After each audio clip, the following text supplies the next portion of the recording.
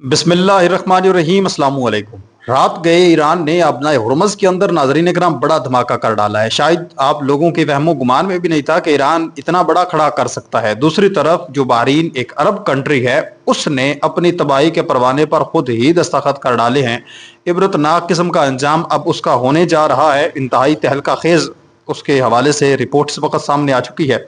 इसके साथ साथ नाज़रीन मोहतरम, सबसे पहले मैं बात करना चाहूंगा कि ट्रंप जो है उसकी एक मरतबा फिर बैंड बजा के रख दी है। जो इटली की वजीर आजम है जॉर्जिया मेलोनी, उन्होंने ठीक ठाक रगड़ा लगाया है ट्रंप बहादुर को एक मरतबा फिर। इनकी आपस में काफ़ी ज़्यादा इस तरह की सूरत हाल झड़पें जो है वो चलती रहती हैं, लेकिन अब जिस तरह से ईरान के दिफा में खुलकर जॉर्जिया मेलोनी बोली हैं, शायद इससे पहले किसी भी यूरोपीय यूनियन के किसी कंट्री के जो वजीर आजम है इस तरह से बयानात उन्होंने जारी नहीं किए। मैं मुकम्मल डिटेल आप लोगों के साथ शेयर करने जा रहा हूं। अगर आप इस चैनल पर नए हैं तो इसको लाजमी सब्सक्राइब कर लें और कमेंट सेक्शन में अपनी जो कीमती राय है उसका इजहार जरूर फरमाएं और पाकिस्तान जिंदाबाद कमेंट सेक्शन के अंदर जरूर लिखें। नाज़रीन कराम, सबसे पहले मैं बात करना चाहूंगा जॉर्जिया मेलोनी और इसके साथ साथ सदर ट्रंप के बारे में।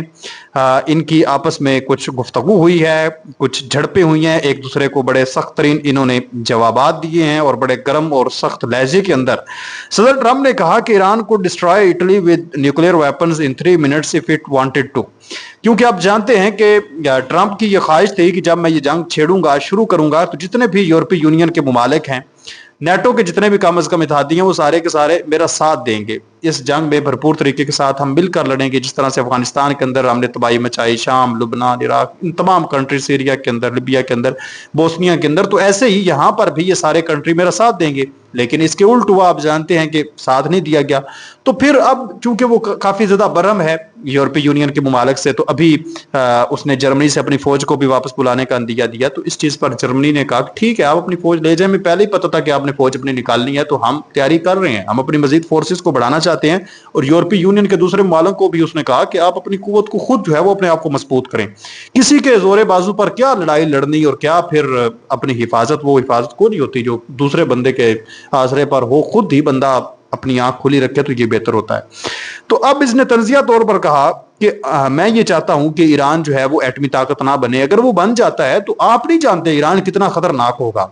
ईरान आपको 3 मिनट के अंदर अंदर इटली को सफाई हस्ती से मिटा देगा। ये इटली को उसने तंजिया तौर पर यह कहा कि आप मेरा साथ नहीं ना इस जंग में दे रहे। अगर ईरान ताकत बन गया ना, एटमी ताकत बन गया, तो उसने आपको उड़ा के रख देना है। आप ये जानते नहीं है बात। तो जानते हैं आगे से इटली की वज़ीर आज़म ने क्या कहा है। उसने कहा है कि there are 9 countries in the world with nuclear weapons and only one has used them, the USA. उसने कहा कि पूरी दुनिया के अंदर टोटल 9 कंट्रीज हैं जिनके पास न्यूक्लियर वेपन मौजूद हैं, एटमी असासे जो रखती हैं। लेकिन उन 9 कंट्री में से सिर्फ एक ही मुल्क है, वो आपका मुल्क है अमेरिका, यूएसए, जिसने आज तक ये न्यूक्लियर वेपन जो है वो यूज किया है। बेसिकली वो क्या कह रही है कि खतरा ईरान से नहीं है, खतरा आपसे है। क्योंकि अभी तक ईरान को छोड़कर 9 मुल्कों के पास एटमी हथियार मौजूद हैं, और 9 में से अगर किसी ने आज तक यूज किया है, तबाही फेरी है, तो जनाबे वाला किसने फेरी है? वो आपने तबाही फेरी है। तो उसने ट्रंप की ठीक ठाक आप कह लें कि बैंड बजा के रख दी है पूरी दुनिया के सामने कि हम आपसे डरने शरने वाले अब कोई नहीं। ये ईरान जंग की वजह से सब कुछ हुआ है कि छोटे छोटे ममालिक, अगर इटली देखें, हमारे लोग जाते हैं, लाखों में वहां पर कमाते हैं, उनकी जीडीपी, उनकी तमाम चीजें बड़ी मजबूत है, कोई शक नहीं है। लेकिन जिस तरह से आर्मी या वो चीजें हैं, वो चीजें नहीं है उनके पास, इतनी ज्यादा मजबूत नहीं है। अभी वो ग्रीनलैंड वाला मामला उठा, आप जानते हैं, एहतजाज वगैरह हुए, धरने, तमाम चीजें चलती रही। तो ये नाजरीन मोहतरम जॉर्जिया मेलोनी ने स्टेटमेंट जारी की, ये उन्होंने तनकीद और आगे से जवाब दिया ट्रंप को। आप उनके इस बयान पर क्या कहते हैं मुझे जरूर बताएं। मेलोनी इज शोइंग बैकबोन, वो अपने आप को काफी ज्यादा मजबूत जो है वो शो कर रही हैं।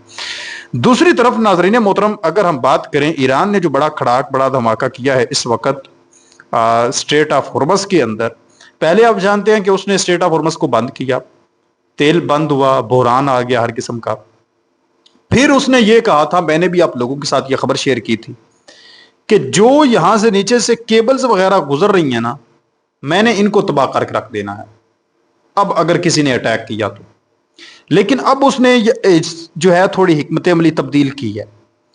اب وہ کہتا ہے کہ میں نے ان کیبلز کو تباہ نہیں کرنا، بلکہ میں نے رجسٹر کرنا ہے جس ملک کی جو چیزیں یہاں سے گزر رہی ہیں کیبلز انٹرنیٹ، جس کو فائدہ ہو رہا ہے، جہاں تک پہنچ رہی ہیں، جو امپورٹ جو ایکسپورٹ کر رہا ہے، پھر میں نے ان سے ٹیکس وصول کرنا ہے۔